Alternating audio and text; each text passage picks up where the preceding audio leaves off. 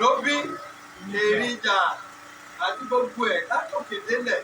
Olokada tí kò bá ti wọ àwọn ní ẹ̀dá tí kò bá ti wọ reflective jacket yìí tó sì ń ṣiṣẹ́ òfin ìgbésà máa fún àwọn ọlọ́pàá lórílẹ̀-èdè ìgbésí àti àwọn civil defence àtàwọn tó kù ó máa fún ẹ láṣẹ láti gbé wọn.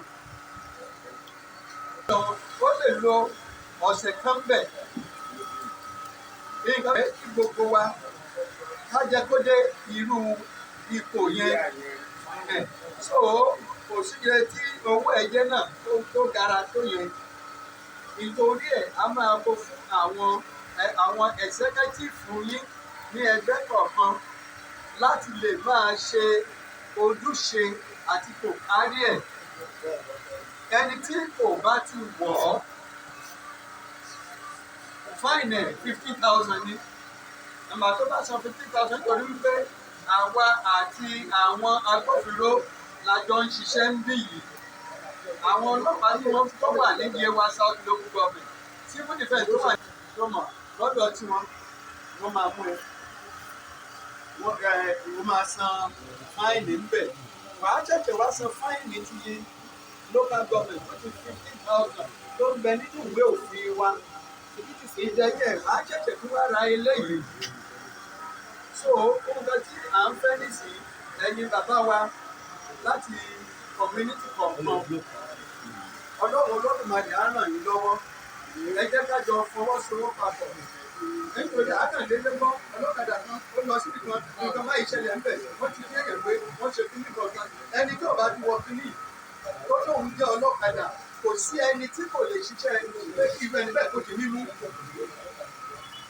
Wọ́n fà á lé àwọn agbófinró lọ́wọ́ kí ló ṣẹlẹ̀ wọn ò wọ inú àwọn èèyàn yẹn gbọ́dọ̀ jẹ́ ara àwọn oníṣẹ́ ẹbí tó ń fi ọ̀kadà ṣiṣẹ́ ẹbí nínú ìjọba ìbílẹ̀ yìí ni irú àwọn èèyàn bẹ́ẹ̀ ẹ jọ̀ọ́ ẹ̀yin dáàbì wa láti community CDA àwọn èèyàn bẹ́ẹ̀ tẹ́ ẹ bá rí wọn ẹ̀ẹ́dọ́dẹ wọn fún wọn ẹ fà wọ́n lé àwọn ọlọ́pàá lọ́wọ́ kí lẹ́sẹ̀ wọn ló nǹkan báyìí lẹ́sẹ̀ wọn nípa bẹ́ẹ̀ ni à á lè kọ́ gbogbo àwọn menans àtàwọn evil láìsí tó ń ṣẹlẹ̀ ní àwọn àdúgbò wa kọ̀ọ̀kan. So ọlọ́pàá àti jọ sọ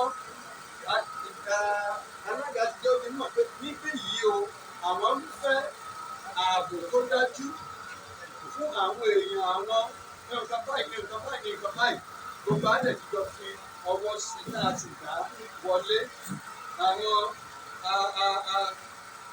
àwọn aṣòfin wa wọ́n ti ṣòfin lókè òfin yẹn tí kò tí ì rẹ́dì kò tí ì rẹ́dì láti kọjá ní oṣù tó kọjá ṣùgbọ́n ìwé òfin yẹn ti rẹ́dì a máa fún àwọn ọlọ́pàá a máa fún àwọn civil defence to enforce the law at that regard. Bí a ti ṣe jọ ń fọwọ́sowọ́pọ̀ papọ̀ tẹ́lẹ̀ ẹgbẹ́ tó yẹ kí ó tẹ̀síwájú Ọlọ́run Olódùmarè á ràn yín lọ́wọ́.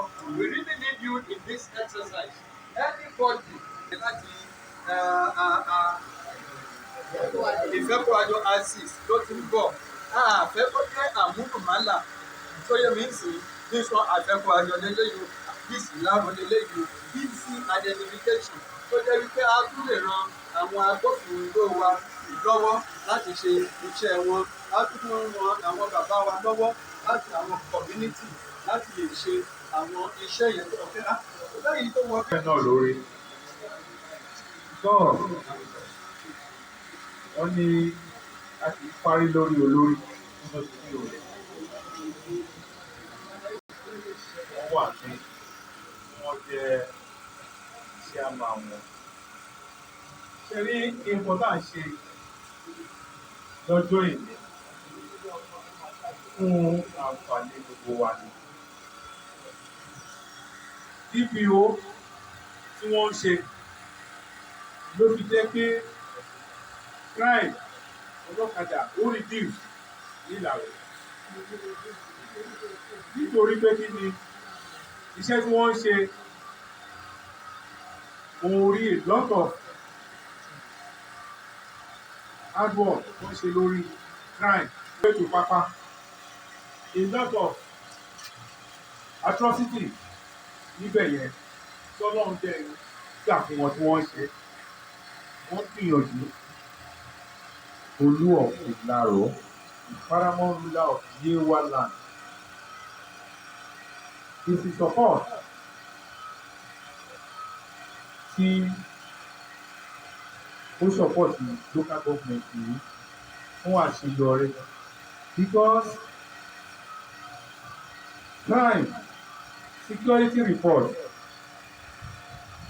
the chairman of the local government ló máa give security report mo sì máa sọ ṣẹ́kẹ̀ ìṣe ìgbà bẹ́ẹ̀ bá ṣe màá sọ pé ẹ̀ ṣe ìdí òun ọdún èrò ṣe parọ́ olùbá sọ mo rí gudugudu yàyà mẹ́fà tẹ́ ń ṣe mo dẹ̀ dúpẹ́ lọ́wọ́ àwọn CDA CDC nítorí àwọn náà support láti stop crime because ní CDA kankan wọn ò gba ìgbàkúgbà láàyè bẹ́ẹ̀ náà ni àwọn the league of imam the league of khan wọ́n ṣe wàásù every Friday ìwà àbàjẹ́ yìí àti láti fi ran ẹ̀yin agbófinró wa lọ́wọ́ iṣẹ́ yín bá lè ṣe kí ni ó bá lè jẹ́ àṣeyọrí. Gbogbo bá ṣe ń ṣe ìpàdé yìí là ń pe àwọn aṣojú wọn sípàdé bó tẹ̀ jẹ́ pé a bá pè wọ́n ní 10 wọ́n lè dé níbẹ̀ nígbà mi wọ́n lè má wá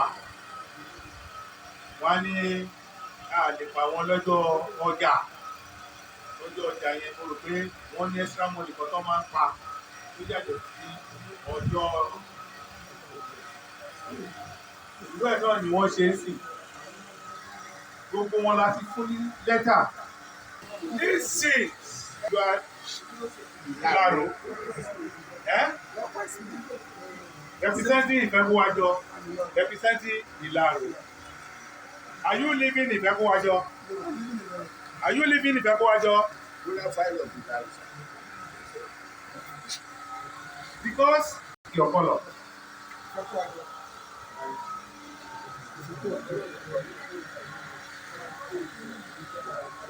Stand over, hold it.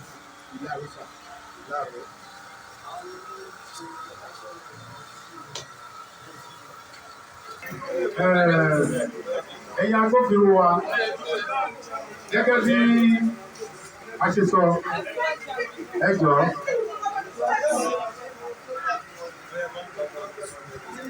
of imam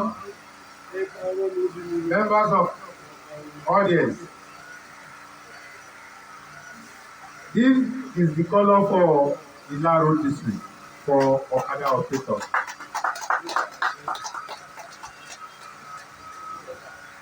This is the colour for Ìfẹ́kúwájọ district.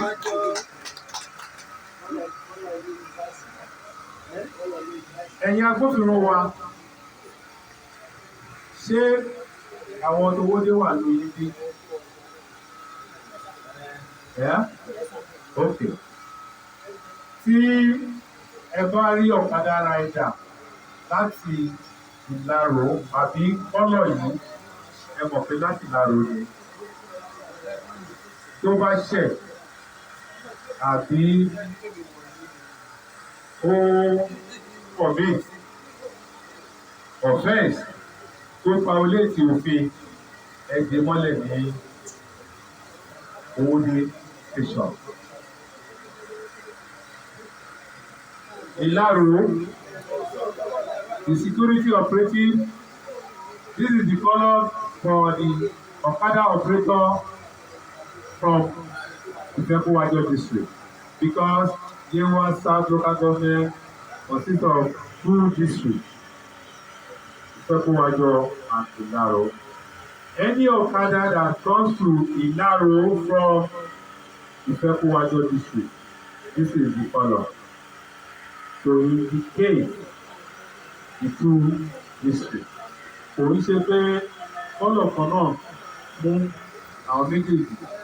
We go together with the Olokada operators because wọ́n máa gba form. The form is free. Tí àwọn executive wọn bá wá tó kìíní ní local government, wọ́n á máa kó pẹ̀lú form. Wọ́n máa input orúkọ wọn with the jacket number.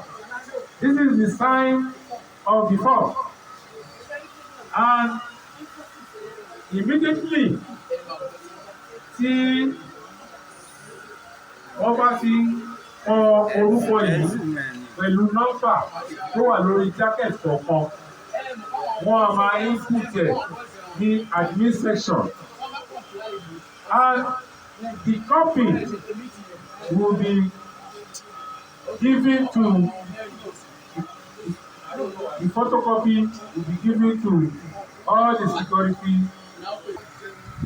And that is the reason why also all the Olokada operators must